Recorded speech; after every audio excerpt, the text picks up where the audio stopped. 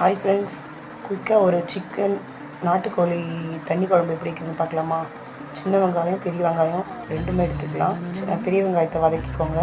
சின்ன வெங்காயத்தை கூட சோம்பு மிளகு எல்லாம் சேர்த்து அரைச்சி இந்த பேஸ்ட்டும் சேர்த்து வெங்காயத்தை கூட வதக்கிட்டு தக்காளி போட்டு வதக்கிக்கோங்க. நல்ல குழைய இதில் கொஞ்சம் 5 காஞ்ச மிளகா அது மாதிரி கிள்ளி போட்டுக்கலாம். அப்புறம் இஞ்சி பூண்டு பேஸ்ட்டு போட்டு அதையும் நல்லா வதக்கி விட்டுறணும். வதக்கி விட்ட பிறகு சிக்கன் மசாலா, பெப்பர் பொடி, மிளகாத்தூள் எதெல்லாம் போடணுமோ போட்டுட்டு இந்த கறியும் போட்டு பெரட்டி விட்டுட்டு ஒரு மூடி வச்சுருங்க. ஏன்னா அந்த கறியில் உள்ள தண்ணியே கொஞ்சம் வெளியில் வரும்.